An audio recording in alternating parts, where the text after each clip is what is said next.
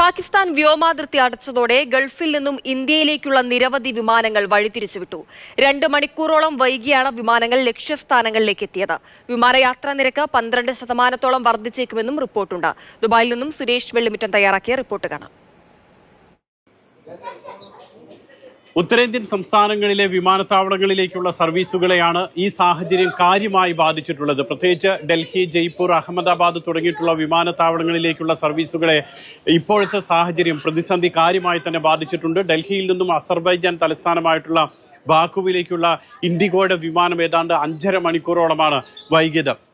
IndiGo, spice jet, Akash, അതുപോലെ തന്നെ air India തുടങ്ങിയിട്ടുള്ള വിമാന കമ്പനികളൊക്കെ തന്നെ വിമാനങ്ങൾ വല്ലാതെ വൈകുന്നതായിട്ടുള്ള റിപ്പോർട്ടുകൾ പുറത്തുവിടുന്നുണ്ട്. ഏതാണ്ട് 2 മണിക്കൂറും 2.5 മണിക്കൂറും ശരാശരി വിമാനങ്ങൾ വൈകുന്നുണ്ട് ഈ മേഖലയിലൂടെ പോകുന്നവ എന്നുള്ളതാണ് റിപ്പോർട്ട്. ഇപ്പോഴത്തെ സാഹചര്യത്തിൽ പാകിസ്ഥാന്റെ വ്യോമപാത ഉപയോഗിക്കാൻ കഴിയാത്തത് കൊണ്ട് തന്നെ ഇറാന്റെ വ്യോമപാത ഉപയോഗിക്കുന്നുണ്ട്. അല്ലെങ്കിൽ അറബിക്കടലിന്റെ തീരം വഴിയാണ് ചില വിമാനങ്ങൾ സഞ്ചരിക്കുന്നത്. അതുകൊണ്ട് വിമാനങ്ങൾ വല്ലാതെ വൈകുന്നു.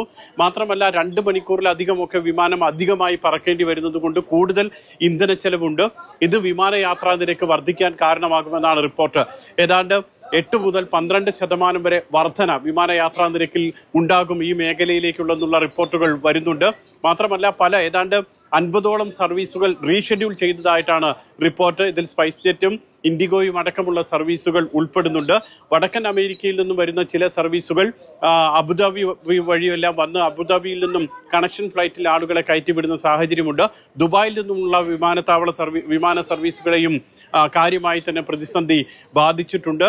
മാത്രമല്ല ഈ കൂടുതൽ ഇന്ധനം വേണ്ടി വരുന്ന സാഹചര്യം ഒഴിവാക്കാൻ വേണ്ടി വിമാന കമ്പനികൾ ഇപ്പോൾ ചെയ്യുന്നത് ഒന്നുകിൽ യാത്രക്കാരുടെ എണ്ണം കുറയ്ക്കുക, അല്ലെങ്കിൽ ചരക്കിന്റെ ഭാരം കുറയ്ക്കാൻ വേണ്ടി കൂടുതൽ ചരക്ക് കൊണ്ടുപോകാതിരിക്കുക. ഇങ്ങനെയൊക്കെയുള്ള സാഹചര്യങ്ങളും പരിശോധിക്കുന്നുണ്ട്. ഏതായാലും സാഹചര്യം ഇപ്പോൾ അല്പം പ്രതിസന്ധി ഉള്ളത് തന്നെയാണ്. ദുബായിൽ നിന്നും മുഷീർ കൊടിയിലിനൊപ്പം സുരേഷ് വെള്ളിമുറ്റം, മാതൃഭൂമി ന്യൂസ്.